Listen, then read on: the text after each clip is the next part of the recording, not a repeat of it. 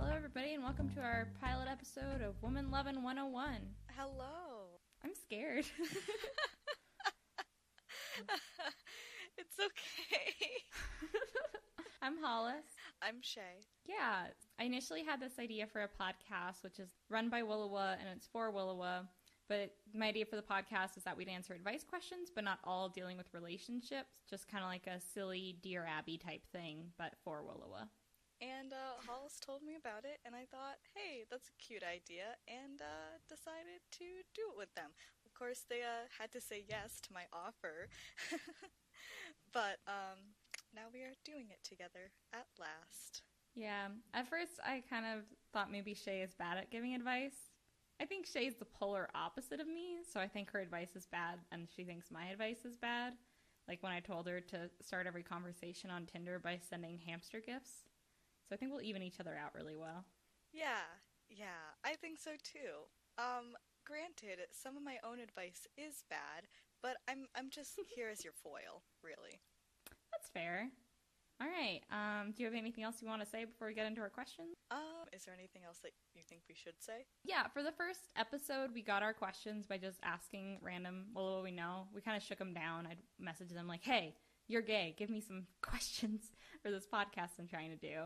So we only have a couple, and we're not going to like say, oh, this is from so-and-so, because they all just are randomly compiled from people we know. Mm-hmm. But yeah, our first question, and something I'm scared we're going to get a lot of, is how talk girls? How talk girls, Shay? Mm-hmm.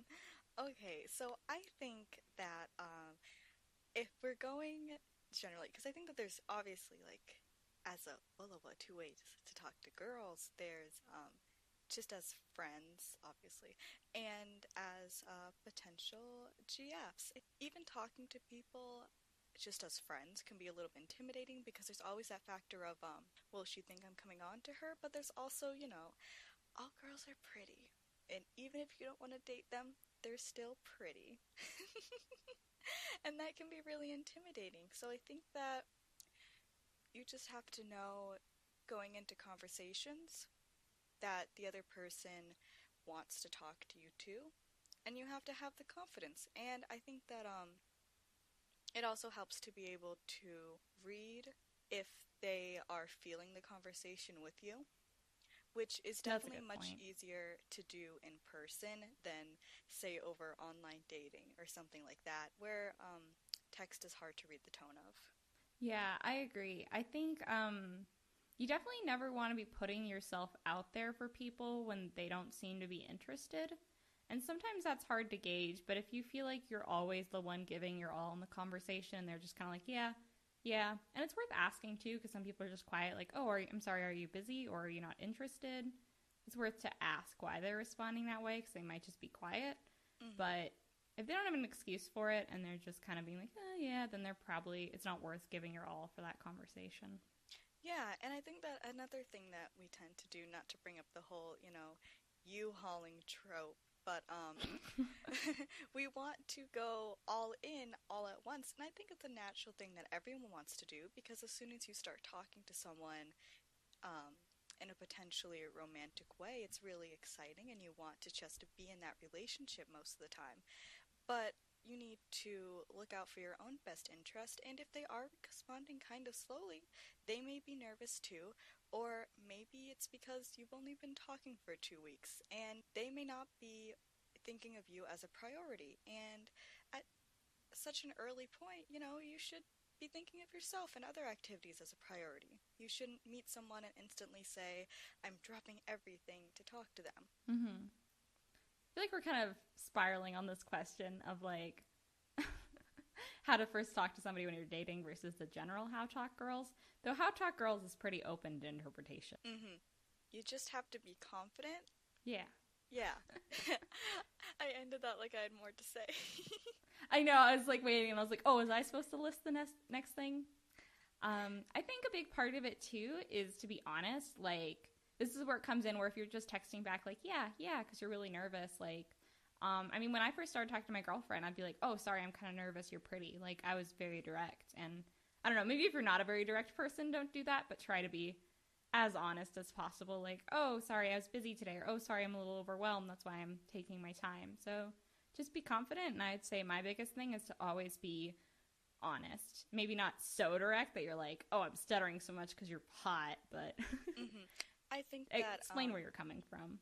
Yeah, I think that my biggest thing is that you have to extend halfway and expect them to meet you halfway. And if they, I think that's great. Yeah.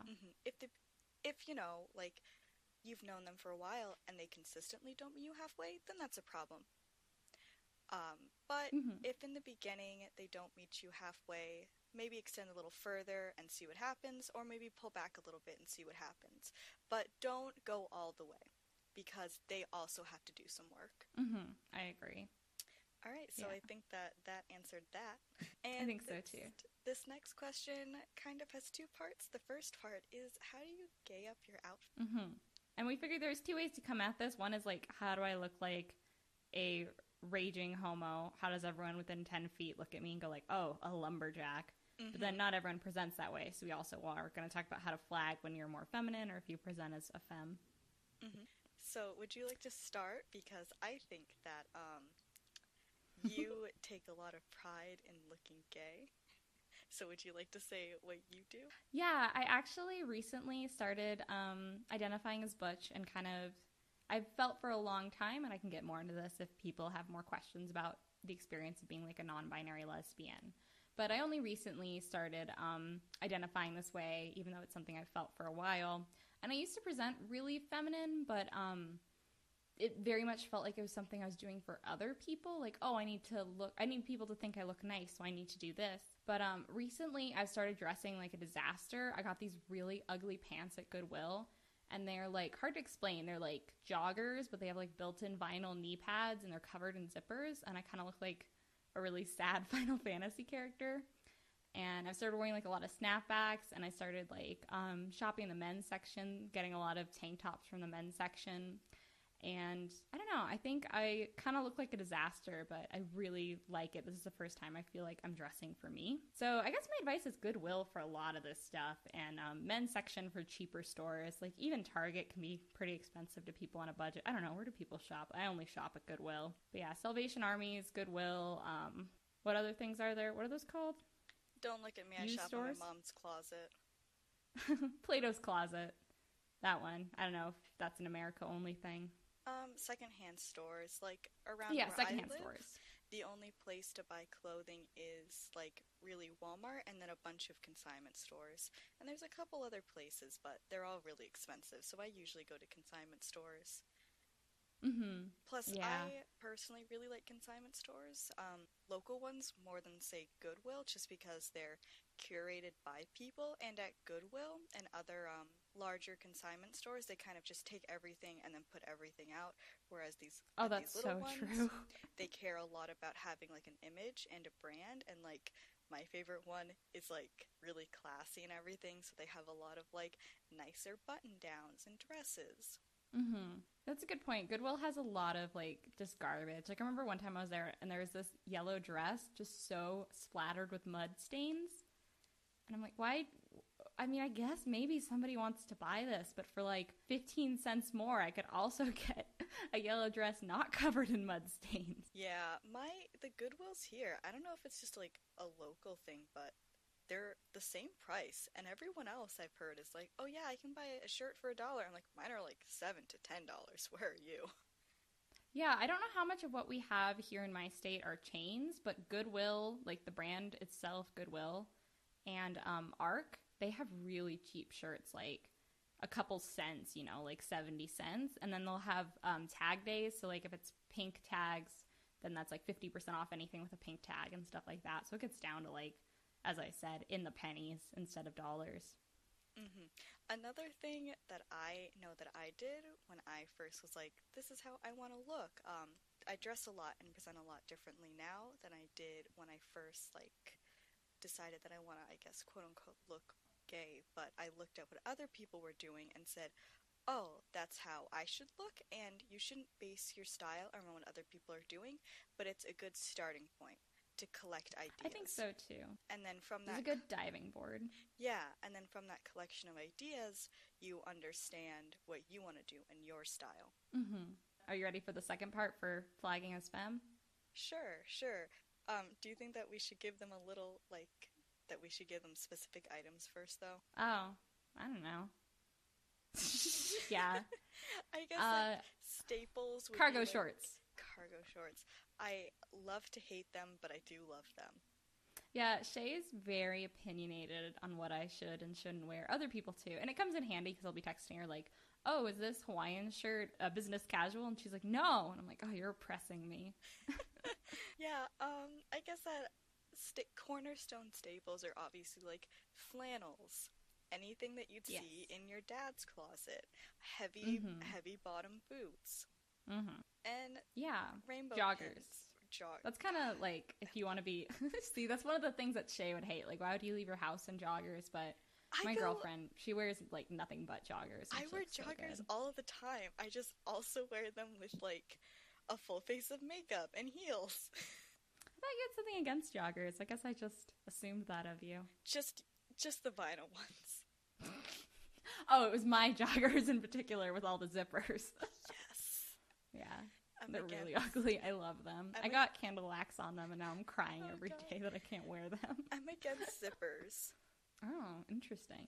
Oh, you know what you should do to get the candle wax out? Yes, I do know. I just haven't gotten around to it yet. Oh, okay. Okay, that's good. That's good. So, just stick to the basics to start, and then slowly branch out and find your own style and mix and match and incorporate and get a lot of Hawaiian shirts. Thrift stores always have them, and they're fun. I love them. Just always be tasteful with them.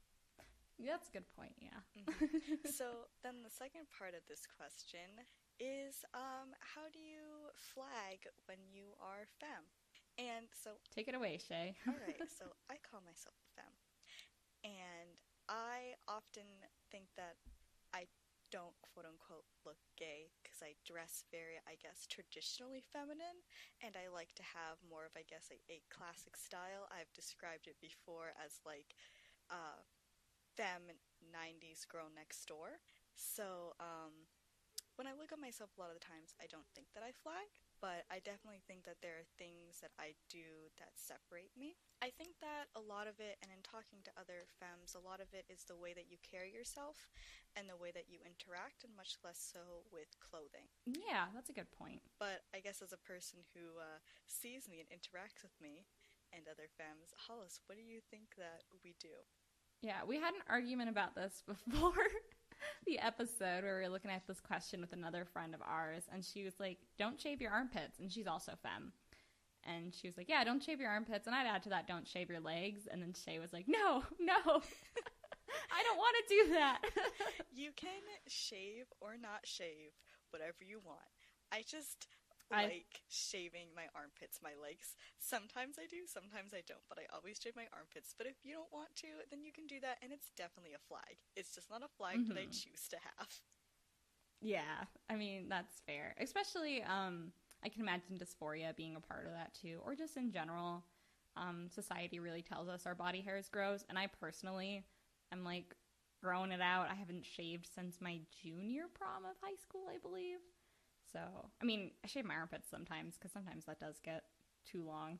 Yeah, I think this is getting a little personal. Maybe. That's also what Shay's here to do. I'm like a really TMI person, and we definitely wanted to keep this more appropriate for younger audiences too, because we imagine a lot of younger people would have questions. So Shay's here to keep me frickin' on track. We've been talking about this. Can we swear? Can children hear the F word? I mean, I did when I was a kid. I think the F word's okay for kids. Hey kids, fuck. Yeah, I think that mixing styles is a big thing that I see on myself and on other femmes, such as not quite being androgynous in the sense that we think of it in, but as like mixing your feminine style with more masculine elements, like wearing combat boots with a dress or things like that. Wearing a wedding jacket over your wedding dress. Yep, like that. That's happened recently in a video game we were playing, and Shay was very unhappy with that. I hated it a lot. You know, I thought of too when we were doing this show if I should have a girlfriend counter. Like, I'm only allowed to say my girlfriend 3 times before somebody comes and shoots me. What do you think, Shay? I think that you can say it as many times as you want. However, each time that you say it, you have to put a quarter into a buy me a better mic jar. All right, that's a good point. I need to go get some quarters. Yeah, but going back to the question, one of the funniest, I guess, ways that you can tell that a femme is gay is, when girls wear just lipstick and no other makeup. Like that, I heard that and it cracked me up, but honestly, they're right. Right now I'm wearing just lipstick and no other makeup. Huh, I didn't even know that was a thing. It's not, like, said, it's not like, oh, we should all do this. It's just like I guess it's a lot about taking traditional elements and doing them in non-traditional ways, if that makes any sense. Yeah, I think I'd look at someone though, and I wouldn't be able to know if they're wearing other makeup or not. But I think that is a good way to flag to other femmes. But if you're like an idiot butch like me, you're just like, oh, is that makeup? I didn't know. And it's like, yeah, my eyes usually aren't covered with green powder. And I'm like, whoa, I thought you were just born like that. Just like if you see someone or meet someone who you know is gay but they don't know you're gay and you're a femme, just like talk about Katie Lang and they'll either get it or not know who she is, and if they don't know who she is, don't talk to them again because they're not worth it. Yeah, I barely know who Katie Lang is. I think I'm on thin ice with you. Well, you know of her and that's all that matters. Okay. I'd say the one other thing to add to this, and this is kind of the obvious answer, but always worth it to like get some little pins on Etsy of like interlocking Venus symbols or like whatever the lesbian flag is today that the lesbians have voted on, but or just the generic gay flag or interlocking Venus on the gay flag. I've seen a couple of those on Etsy's. Like if you've got a backpack or a purse, you can put those pins on. Or I've seen some cute like interlocking Venus symbol earrings on Etsy. And I mean, that may not be affordable for everyone, but usually a little pin or something you can swing for. All right. Yeah. So I think that covers that. All right, this next question's a really big one. Oh, wait, no, it's not. I misread our question list.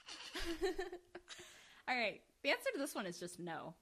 This one is, do I have to identify as a butch, lipstick, boy, whatever type of lesbian? No. No. No.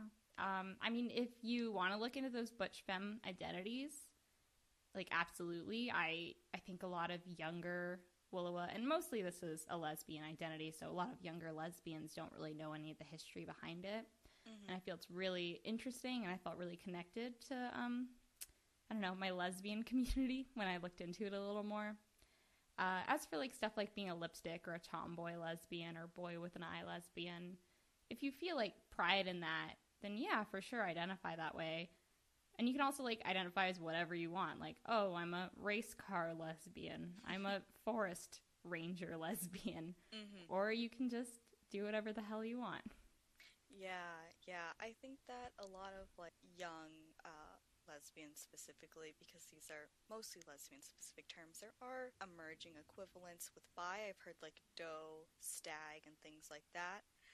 But I think that a lot of times there is almost an unsaid pressure to identify with one that's completely not there, because these words do have meanings, and if you don't really identify with what they mean, then you shouldn't force yourself to, because that's unhealthy to yourself, and it also dilutes their meaning of them. Mm-hmm, you know, if you don't really feel butch, but you have short hair and you don't like wearing dresses, but when you see other butches and you talk to them and you think about what it means and you say, that's just not me, then that's just not you, and you don't have to call yourself that. Mm-hmm. Yeah, butch and femme are a little different than some of these other identities because they have, they're not just aesthetic, they're about lifestyle and how you view the world a little bit. And we can get into those, I think, in later episodes if people have more questions about what butch and femme are. But specifically for the context of this question, like, those are worth looking into. But the other ones, yeah, I mean, if you feel them, you feel them. If you don't, you don't. If you want to make up something new and call yourself, like, I'm coming back to frogs a lot, a frog lesbian, go ahead, be a frog lesbian. Mm-hmm. A lesbian with 10 pet frogs. Frogs are a cornerstone, really. They're a cultural touchstone. What? Lesbians? They're cool, that's why. Oh, yeah, frogs are cool. Mm-hmm. We do know a frog lesbian. Is it you?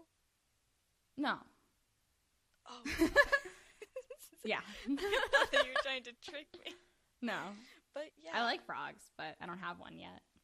So if Yeah, you and have unfortunately, any, we're a little ignorant coming into this question about any bi identities for bi women.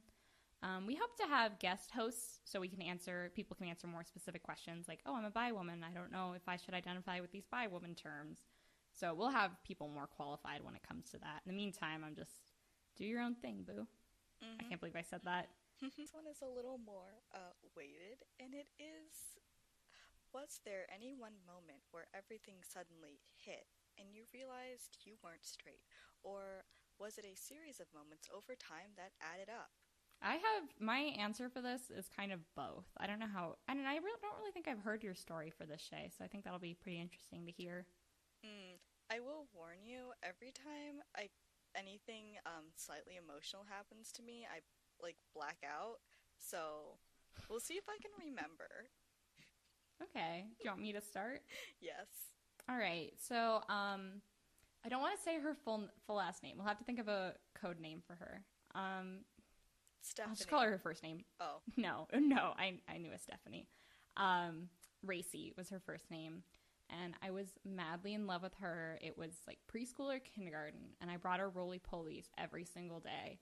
And I was so in love with this little girl. Like she was, we were the same age, but she was like half my height. She was so tiny. And I'd pick her up and twirl her around.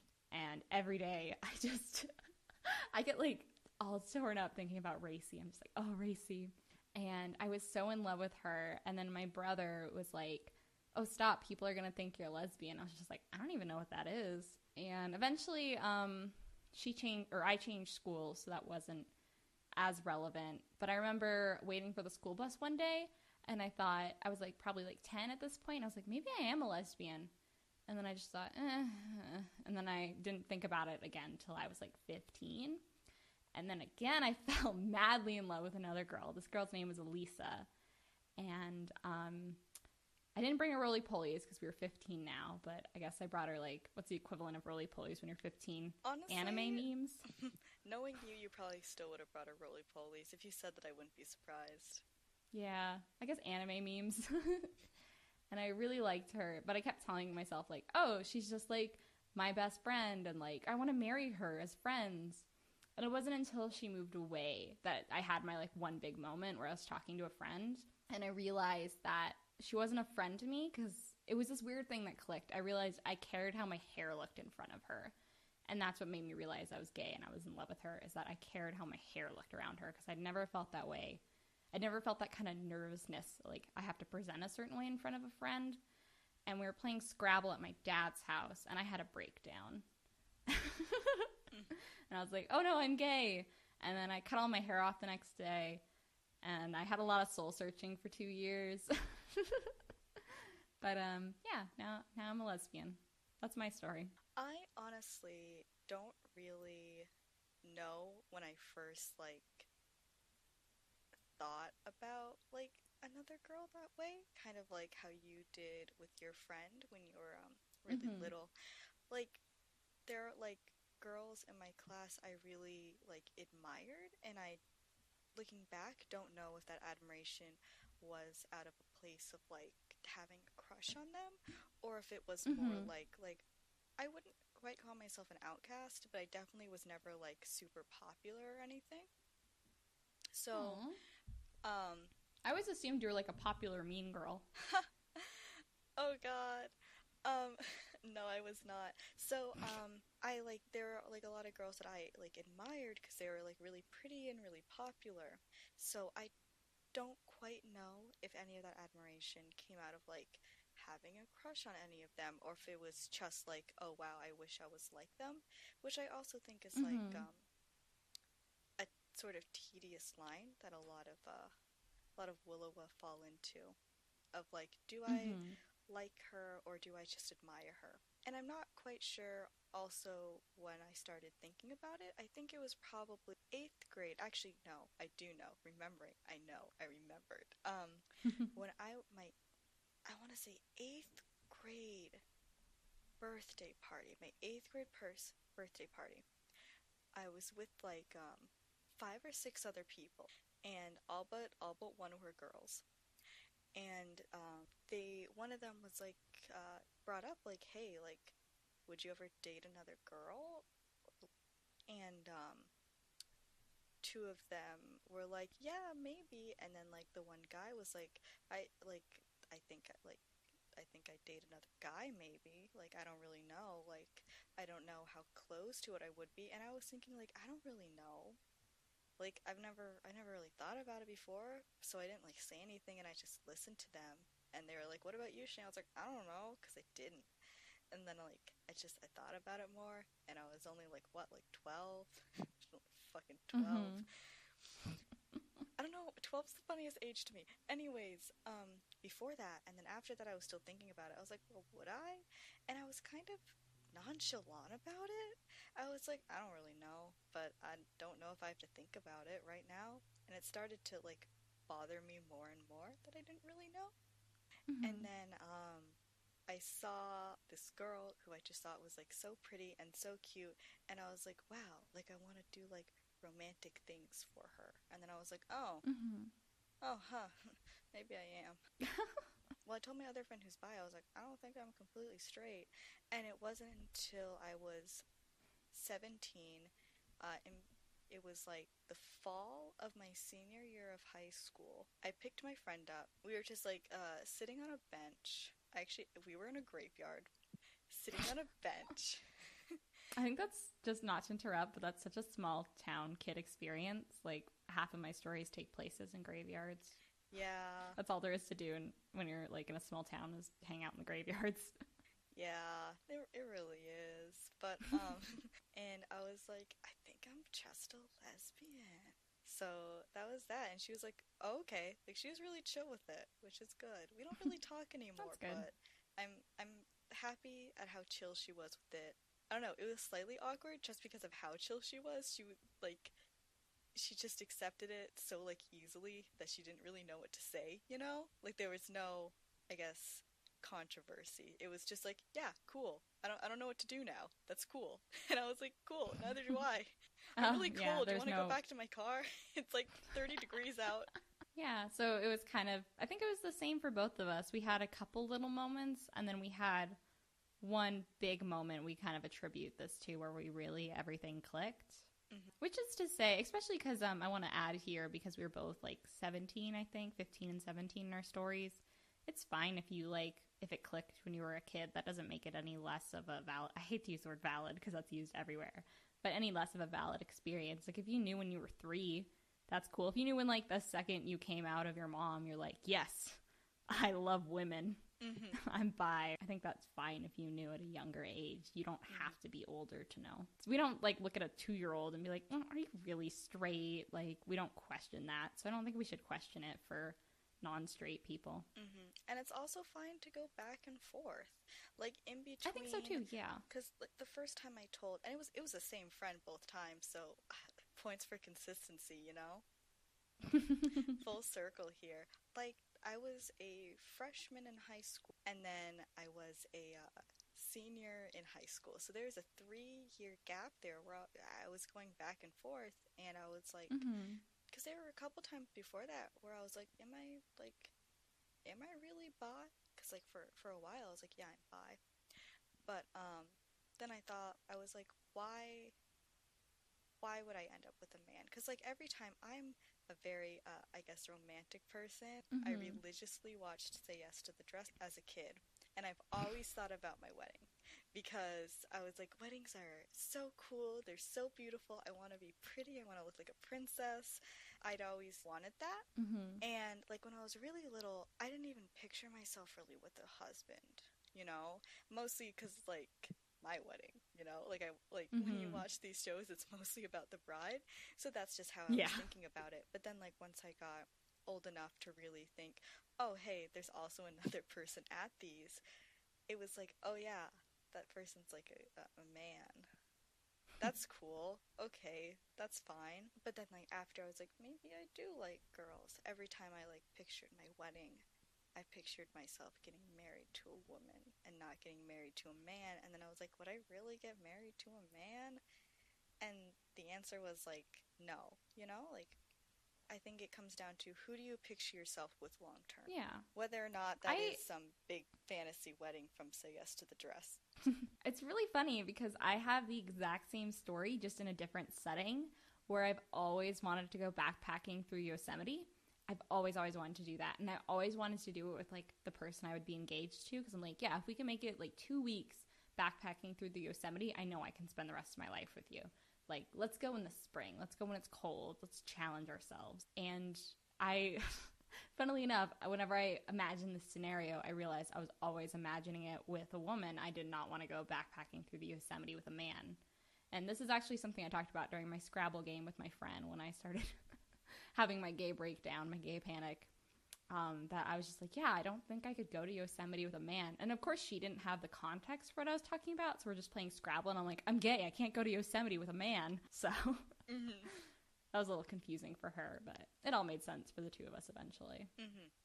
I think that, like, I don't really know if I can say, like, with confidence, that's one of the things that, like, when you know, but I think that when you say it out loud, you know that it's right, if that makes any sense. Yeah. And sometimes it's uncomfortable, but it doesn't feel disingenuous. Yeah, and I'd also like to add to what you're saying. It's okay to go back and forth. I'd really like to remove that stigma. And I think that the biggest thing that you can do to really help yourself figure it out is either to have someone close to you, or even if it's just someone that you don't know that well, that is also gay and understands how you feel, that won't judge you for going back and forth to talk to yeah, like maybe it's in the people on the other end of womanloving101@gmail.com. Like us. So question away. Yeah. Express that questioning however you want. Anything else you want to add, Shay? Who wants to give them our socials? You can give them the socials. You have a better podcast voice. All right, great. So my social security number is 555. Wait, don't even say that as a joke. Oh, God. No, that's somebody's social security number. That's the fake telephone number. Man, do you think somebody's social security number out there is just a bunch of fives? I don't even think that's the proper length. Yeah, no. All right. What's our social medias? Social media. We just have the one right now. Unless Gmail is social media. I would consider Gmail social media. Yeah. All right. We have 2 whole social medias. What a great podcast we are. Yeah. Okay. Wait, is it woman plural or woman singular? Singular. Okay, I named the show. I should know. It's okay. That's fine. If you'd like to ask us a question, you can find... Hold on. Let me think of what I'm going to say before I start talking. That makes sense. Not that I do it anyways. Me neither. Okay. So, if you would like to learn Mao, okay. Do you want me to do it, Shay? Because you're kind of spiraling. No, I can do it. I just all right, need I a believe moment. in you, Shay. I love you. I love you too. Thank you. Alright, so if you would like to ask a question to be featured on Women Loving 101, you can ask it on our Tumblr at womenloving101.tumblr.com through the Ask feature, which is womenloving101.tumblr.com/ask. Or if you have an ask that is longer than the allotted characters, you can email it to us. And on our blog, if you'd like to learn more about us or more about the podcast as a whole, you can check out our About page and our host page that you can find on the main page of our blog. And I would like to say it's in our FAQ, but that'll always be private. Even if you don't use the anonymous feature on Tumblr, we'll keep your questions private, and we'd never say your Gmail or anything in our questions. You can sign it with like a little name. That'll help differentiate, and that'll help you know if that is your question or if you just have a twin out there. If you just want to sign it with like a nickname, or like they do in Dear Abby, like, oh, I'm shoeless, if your question's about not having shoes. Yeah, and I would like to specify not all questions need to be about being Willowa or about relationships, because I just kind of wanted to make I mean, it can be okay if it gets more serious, but I also wanted to have room for silly questions like, help, I don't have shoes, what do I do? From Shoeless in Shoe Town. All right, I love you. Oh, we don't have a sign-off. We need to think of a sign-off. All right, don't forget to drink your respect. No, that's too cheesy and we'll get outdated really fast. How about for our sign-off, we say a menial fact about ourselves? That's hard. Then I have to think of a new one every episode. It's not. I'm not wearing shoes right now. Neither am I. That can be our fact for this episode. Do you want to sign off first and then I'll follow, or? Yeah. I'm Hollis and I'm not wearing shoes right now. This is a terrible sign-off. Your turn. I'm Shay, and I don't have a fact, even though I suggested this. Okay, okay. All right. Bye, Kinnies. Wait, I was gonna say, I thought of a fact. Okay, what's your fact, Shay? Okay, I'm Shay, and I hate turning on the lights. Is that Really? a weird fact? Yeah, I like to just use the natural light from windows. Hmm. That's kind of a All weird. right. That's kind of a weird fact to sign off on. Yeah, I think that's fun. All right. Bye, Kinnies. Don't cut that out. No. Please cut that out.